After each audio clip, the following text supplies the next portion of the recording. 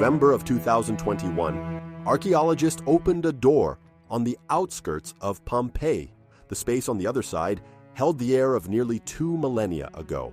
There was no gold, no elaborate frescoes, just a room of about 170 square feet.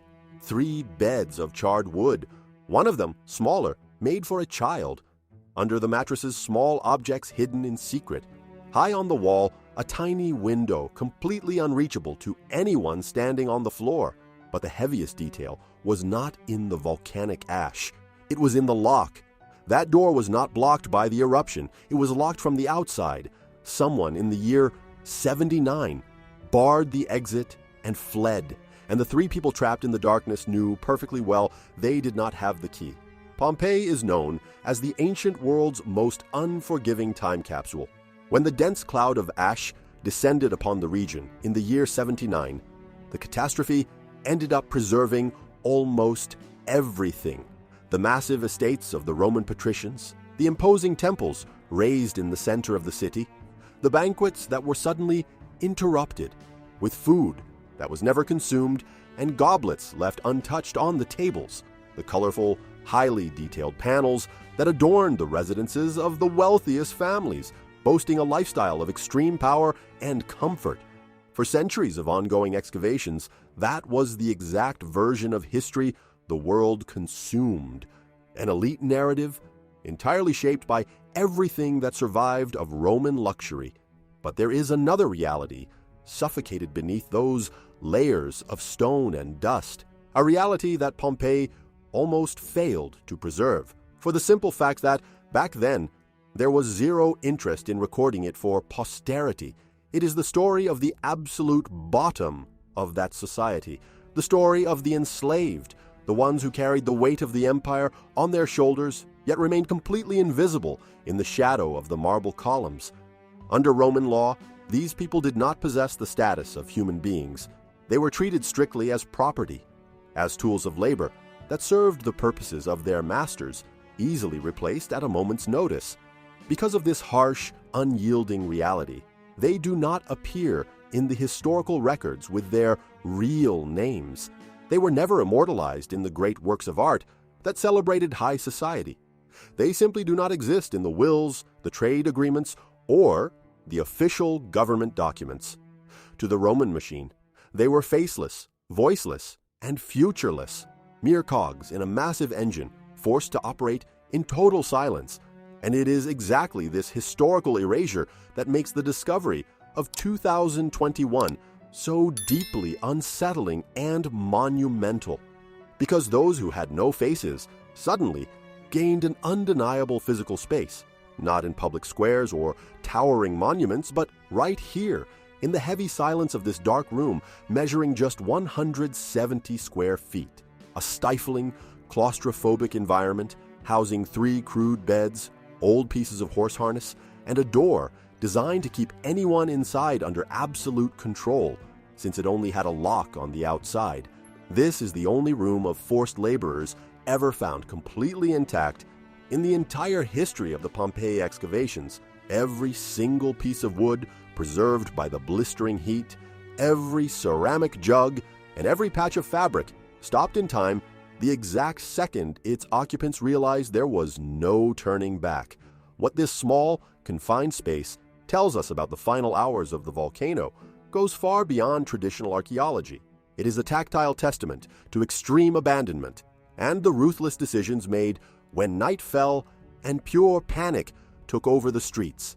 We are now going to retrace the steps of these 3 unknown people and understand what happened the moment the ash started blocking the little light that came through that unreachable window. And before we step into the villa of Civita Giuliana to discover who was truly left behind, leave a comment telling us where you are watching from. We make it a point to know our audience, and we love responding to all your comments.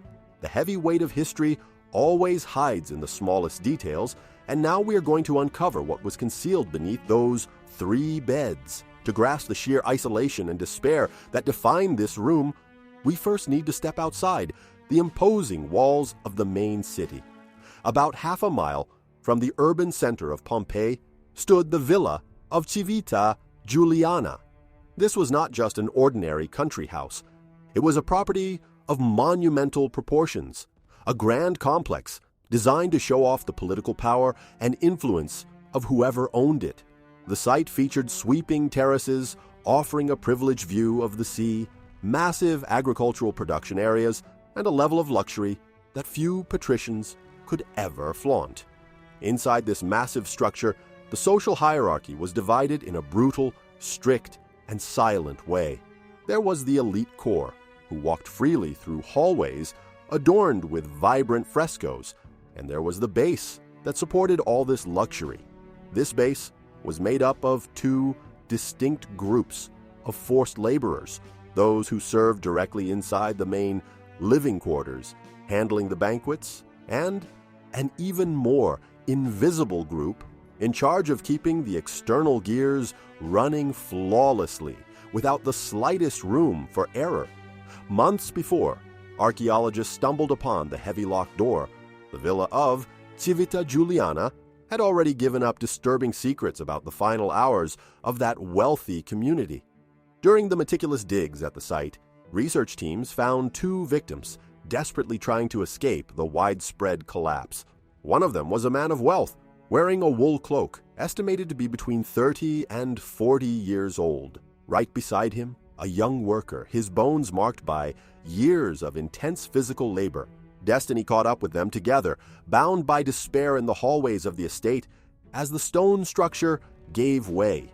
Beyond them, the earth revealed something that left researchers completely speechless: a nearly perfect ceremonial chariot fitted with heavy iron components and refined bronze and silver decorations, resting completely intact in the portico of the villa. It was a top-tier vehicle, the ancient world's equivalent of an ultra-luxury machine, used exclusively for grand festivities, weddings, and high-status parades. And it is exactly the discovery of this magnificent chariot that pulls us right back into the pitch black of that room. The tiny space of 170 square feet was not built randomly just anywhere on the grounds. It was strategically positioned right next to the main stables of the estate. When experts began to clear away the ash and catalog what was inside, the role of those three trapped people became undeniable. Mixed in with the fragile wooden beds and the packed dirt floor, they found the tools of their grueling daily routine: horse harnesses, metal riding gear, and, even more telling, the structural shaft of a chariot, which had been left resting on the largest bed. The repair job had been interrupted. Those three individuals were not just regular field hands working the crops. They were the keepers of the stables. They were the ones responsible for maintaining that priceless chariot, ensuring the majestic horses of the villa were ready for their master's immediate use. And this is exactly where the logic of that night's events begins to shatter, giving way to a much more agonizing question. Think about the relentless timeline of that day. The volcano erupts. The sky goes dark in an instant. The rain of rocks begins to fall, and sheer panic dominates the hallways. An urgent escape requires fast transport and prepared animals. The luxury chariot was found in the portico. The horses of the villa were found right in their stalls. The master of the estate was found trying to escape with his fortune. Everything tied to the survival of the elite was in motion. But the experts in charge of prepping those animals, the only people who would know how to hitch the horses and secure a getaway under total chaos, were not out there leading the rescue, which forces us to ask what really happened the moment the ash took over the sky. Why were the most essential workers for the survival of that villa nowhere near the horses when the end arrived? The answer starts to take shape when we look at the lock on that door. To truly grasp the heavy toll of what happened to those three people, we need to cross the threshold and step inside that room of 170 square feet. When the excavation team finally lit up the interior of the space, what they found was the exact opposite of everything Pompeii had represented to the world until then. There were no walls painted in vibrant shades of red, no elaborate floor mosaics. There were no bronze ornaments or any trace of comfort. There was only the darkness held in by rough walls, and an environment designed from the ground up to be completely restrictive. The air in there, even on calm nights before the eruption, must have been thick and unforgiving. The physical layout of the room reveals an endless cycle of exhaustion. The space was dominated by 3 crude beds. They were not made of solid, polished wood, like the beds found in the palaces of the elite, but just simple, flimsy planks held up by thick rope nets, serving as a base for rough, thin mattresses. And it is right when looking at these charred structures that the narrative reaches its breaking point, revealing the most heartbreaking detail of the entire discovery. 2 of the beds were standard size for an adult worker. The 3rd bed, squeezed into a dirt corner, was noticeably smaller. It was the resting place of a child. The documented presence of this child aggressively shifts our perspective of the scene. We are not just looking at isolated pieces of manual labor, but at an entire family chained forever to the gears of that massive agricultural estate. Their living space was stripped down to the bare minimum needed to keep them useful to their masters. Underneath these fragile beds, the dirt floor hid the entirety of their meager belongings. Archaeologists found old, repurposed amphorae holding small, secretly guarded personal items. A simple water jug leaned against the wall, and a crude container that served as a chamber pot during the night, since these people did not have free access to the service courtyards. The whole world and the dignity of those 3 people began and ended at the short edges of those 3 beds. But it is on the mattress of the largest bed that archaeology delivers its final, crushing blow, the climax that makes us understand the absolute brutality of that October night. Resting right on top of the bed, exactly where one of the adults should rest their exhausted body, researchers found a long, heavy object made of wood and metal parts. It was the steering shaft of a chariot, a highly technical and essential component to hitch the horses and get the vehicle moving. That shaft was being repaired in secret inside the pitch-black room long after their shift was over. Someone, drained after a full day tending the stables under the unforgiving Italian sun, brought their duty into their few precious hours of rest, trying to fix the very piece that would guarantee their owner's escape. The repair, however, was never finished. The heavy shaft was dropped on the bed the exact second the muffled roar of the volcano tore through the sky, and mass panic gripped the villa of Civita Giuliana. The timeline of the first few minutes of the catastrophe inside that room is suffocating. The family feels the rain of small rocks and volcanic ash starting to pound on the thick roof. The manual labor is instantly dropped. They jump up in shock, desperately trying to understand what is happening outside, but visibility is zero. The only source of air in the entire room is a tiny, rectangular window, an opening built way up near the stone ceiling, purposely out of reach and completely useless for any escape attempt, serving only to keep the air from turning completely stagnant during the summer heat. Guided by the deafening sound of destruction, they run the few short steps to the exit. They touch the heavy wooden door and push with the weight of all 3 bodies. And then the ultimate reality of their condition sets in. The reinforced iron lock, designed to close only and exclusively from the outside, refuses to yield a single inch. The stable crew, the caretakers of the grand ceremonial chariot, and the child, lying in the smallest bed, meet their absolute limit at that locked door. The abandonment is physical, structural, and entirely on purpose. And right there, in the darkness growing by the second, they realize, with a cutting clarity, that the hurried footsteps of boots and sandals outside are fading away forever toward freedom, and that nobody was coming back through the smoke to turn that key. To grasp the final, crushing weight of that locked door, we need to dial the clock back a few hours and piece together the relentless chain of events of that 24th day of October in the year 79. The tragedy of Pompeii did not happen in a single, lightning-fast moment of destruction. It was an agonizing, slow, and methodical process that tested the physical and mental limits of every single inhabitant. It all started around noon, when the peak of Mount Vesuvius gave way with a roar that echoed across the entire Campania region. A colossal column of smoke, ash, and volcanic rock was blasted tens of miles into the air, turning a clear day into a premature, dark, and suffocating night.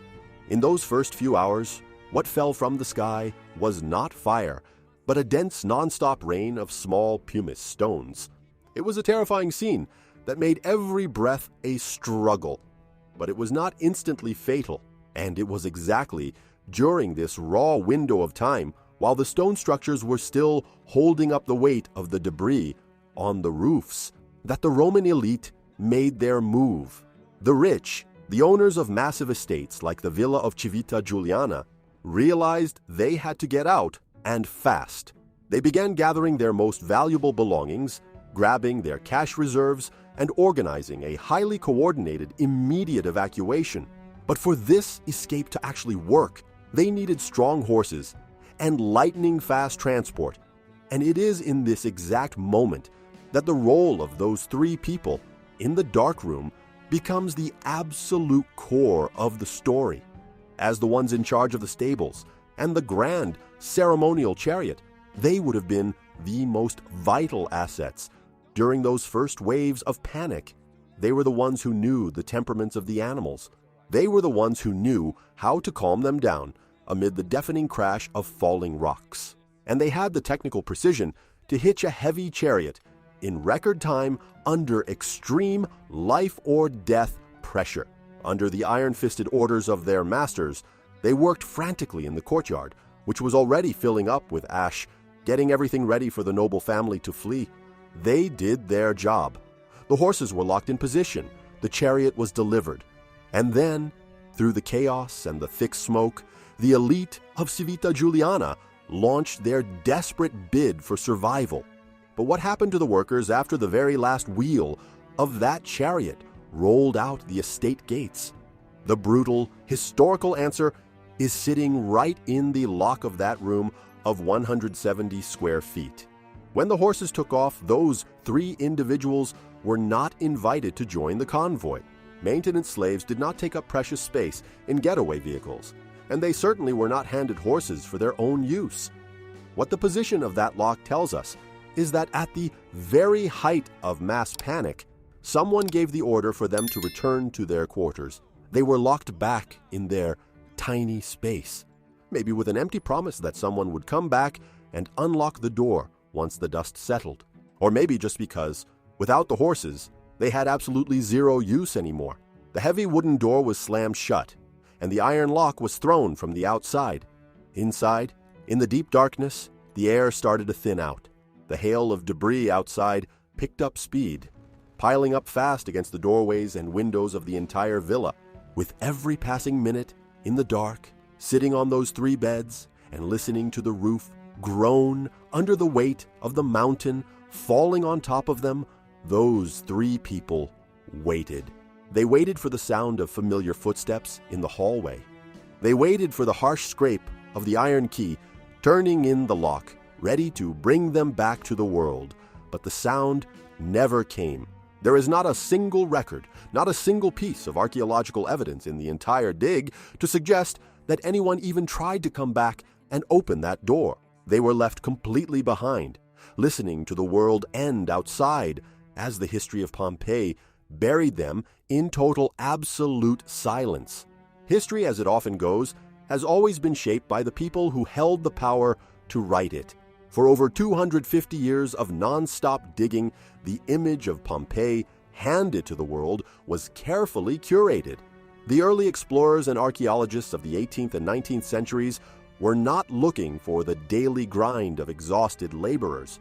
They wanted visual spectacle.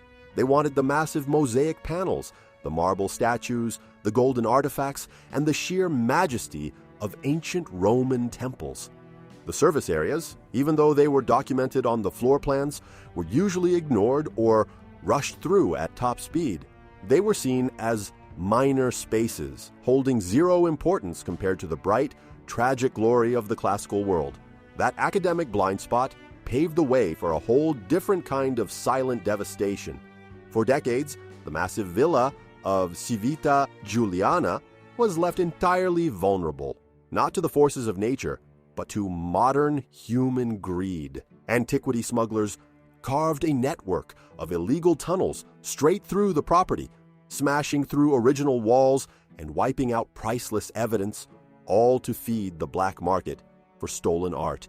A huge chunk of what could have helped us understand the social gears of that villa was simply robbed or crushed into the dirt.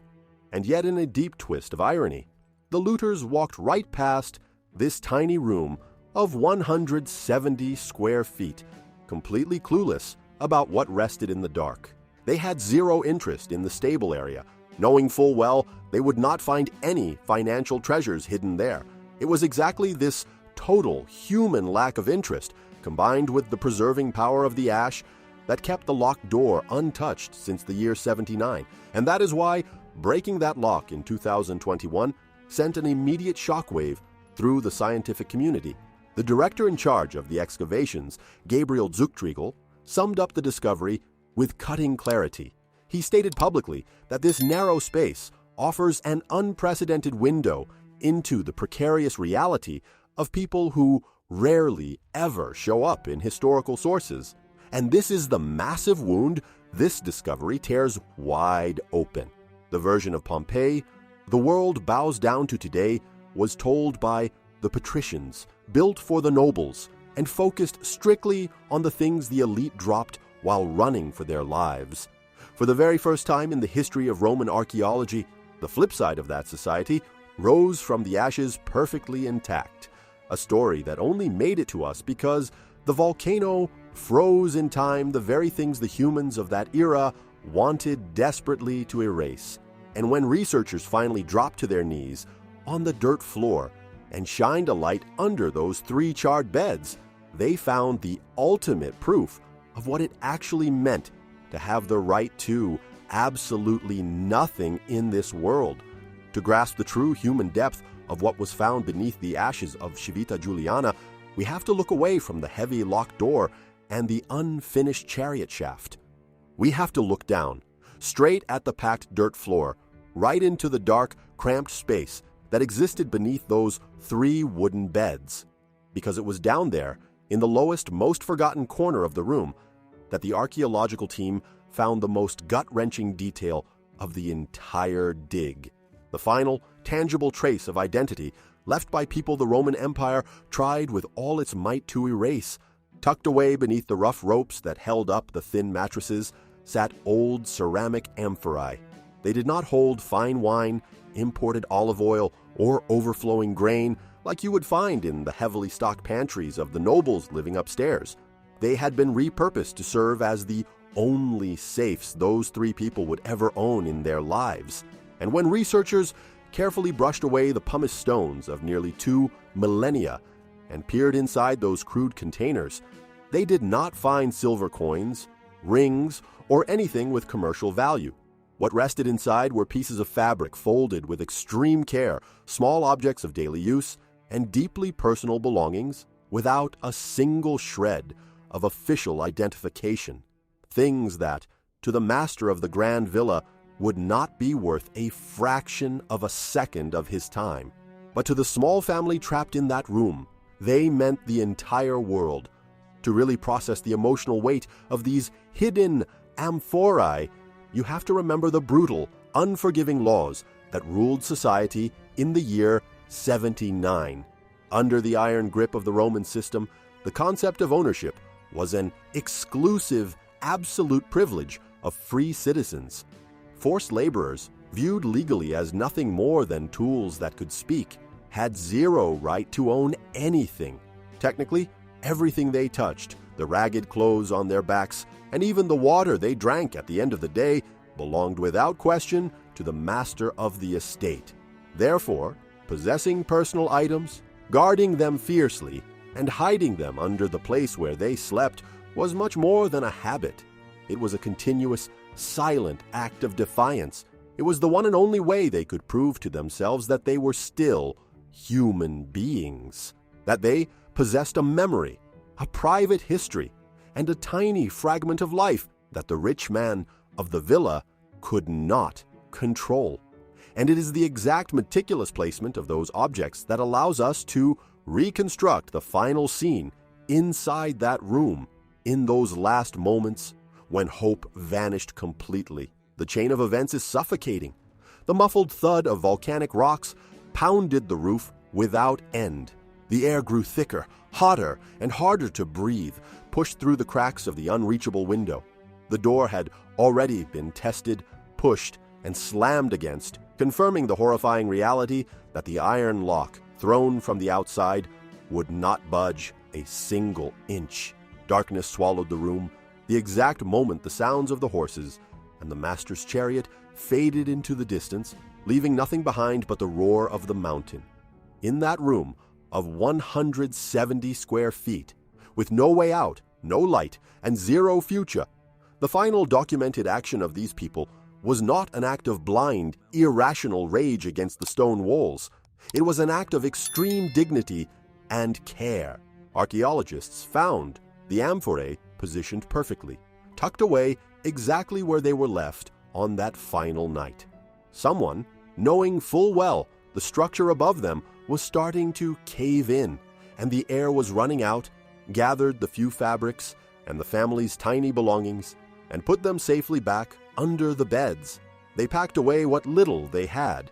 They organized their small, fragile universe, even knowing with cutting clarity that there would be no tomorrow, and that they could take absolutely nothing with them when the end finally came. The door remained deadlocked.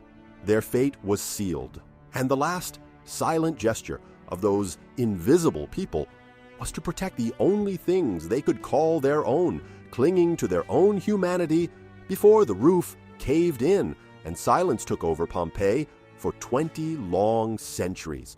Pompeii handed the modern world exactly what the Roman Empire always wanted to project. Through centuries of non-stop digging, researchers dragged the massive country estates of the elite and the towering temples back into the sunlight. We were trained to look at these ruins and see the absolute peak of civilization. The volcanic ash from the distant year of 79 acted like a protective shield, freezing in time the lavish banquets left in a hurry, the solid gold jewelry that slipped from the necks of noble families, and the vibrant frescoes. That was the monumental memory that survived, the memory of the people who had the right to exist and the right to be remembered. But the true core of a society is never on display in the grand ballrooms. It hides right where the light rarely reaches. It took 2 full millennia, all the way to the year 2021, for a heavy door to finally be discovered and breached on the outskirts of the massive villa of Civita Giuliana. On the other side of an iron lock, designed to secure only from the outside, history did not reveal marble statues. It revealed the dark reflection of people the empire itself had ground down into simple working tools. In a stifling claustrophobic room of just 170 square feet, the tragedy of Pompeii preserved the raw, unfiltered narrative that the humans of that era would have preferred to silence forever. 3 crude beds of charred wood held together by fragile ropes, one of them cruelly sized to hold the body of a child, subjected to the very same exhaustion pushed on to the adults. The pulling shaft of the ceremonial chariot dumped on the thin mattress, documenting the non-stop grind of someone working way past their physical breaking point, just to guarantee their masters could escape. And on the dark floor, the old amphorae, guarding the tiny personal treasures of that invisible family. The volcano buried the city, but it also immortalized the final act of dignity from people who knew perfectly well they had no way out. They could not sprint for the main gates. They could not make a break for the boats on the water. All they could do was sit in the dark, listen to the distant footsteps of their owners fading into the smoke, and protect the little they called their own before the heavy roof finally gave way. Today, when we look through the open doorway of that silent room. We are not just staring at an archaeological dig. We are standing in front of the most honest mirror Pompeii has ever handed us. That tiny space tells us a whole lot more about Roman brutality than any giant amphitheater preserved in the center of town.